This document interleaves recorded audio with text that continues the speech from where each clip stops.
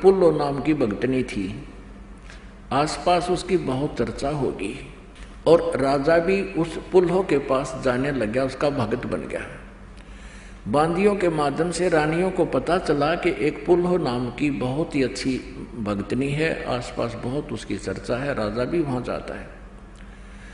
अब उन्होंने सोचा, क्योंकि अपने दृष्टिकोण से सोचती हैं जिसकी जिसी बुद्धि है, रानियों ने सोचा भी हमसे सुंदर ऐसी कौन औरत होगी जहां राजा वहां जाने लग गया। रानियों ने कहा कि अपने राजा से कि हम उस पुल्लो को देखना चाहते हैं। राजा ने कहा कि उनको यहीं बुला लेते हैं, यहाँ आ जाएंगी वो। अब राजा ने प्रार्थना की और सत्संग के लिए निमंत्रण दे दिया। वह पुल्लो माई आ गई। अब उसका तो जैसे एक चोला पैर रही, अपना सिंपल से कपड़े धारण कर रखी, जैसे पहले मैले कुचले से होया करते थे, साधु संत भाव से रह रही थी और आगे हाथ में माला ले रही अपना जपती हुई।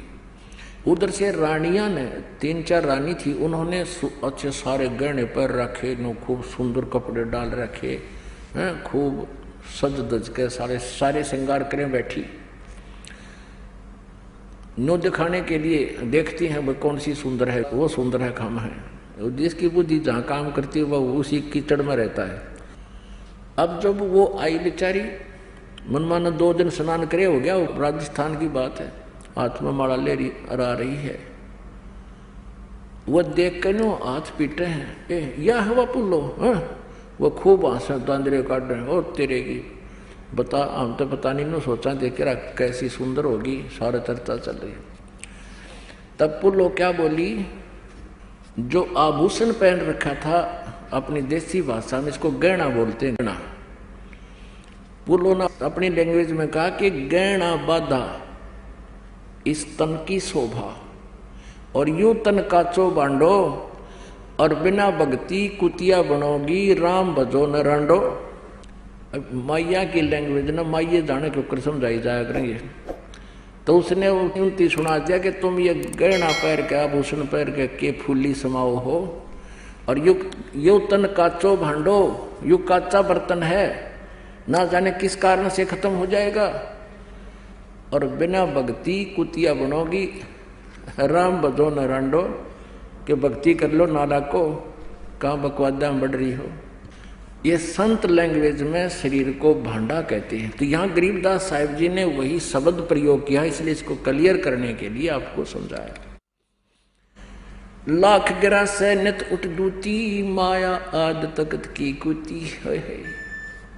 अब क्या बताते हैं, परमात्मा कह रहे हैं, गरीबदास जी बता रहे हैं परमेश्वर की महिमा और इस काल की स्थिति।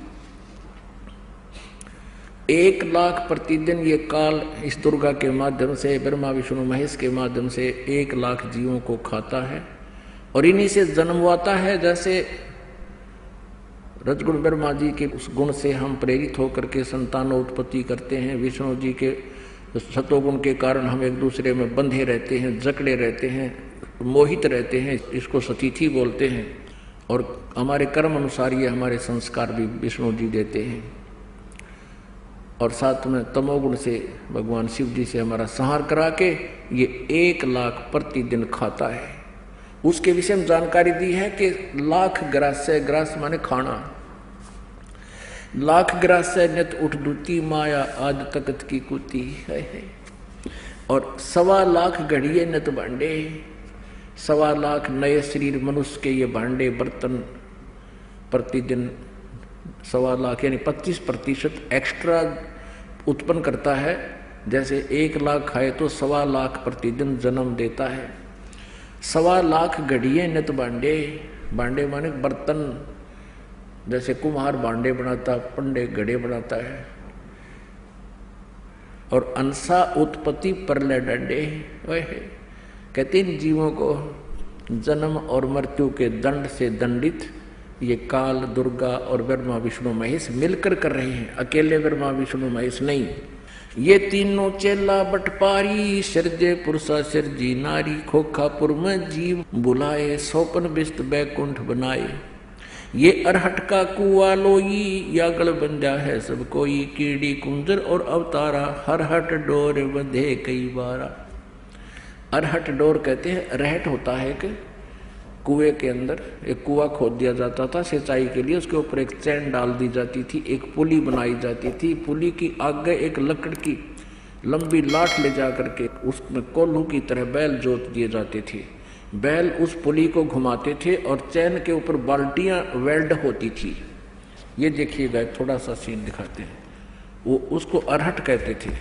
ये अरहट का एक चित्र है, जैसे ये कुआं है नीचे, ये इसकी एक एलिवेशन दिखा रखी है, यहाँ तक इसमें जल है और ये एक पुली है, पुली के ऊपर एक चैन लटका रखी है, इसका बाल्टी वेल्ड कर रखी है।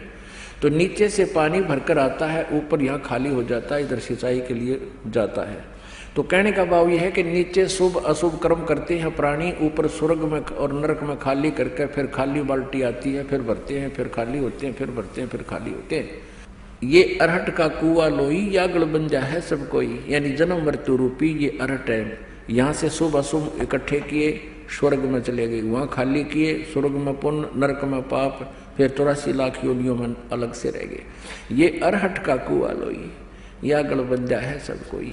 ये ब्रह्मा विष्णु महेश तक भी जन्म मृत्यु इस रहट के कुएं में बंधे हुए हैं।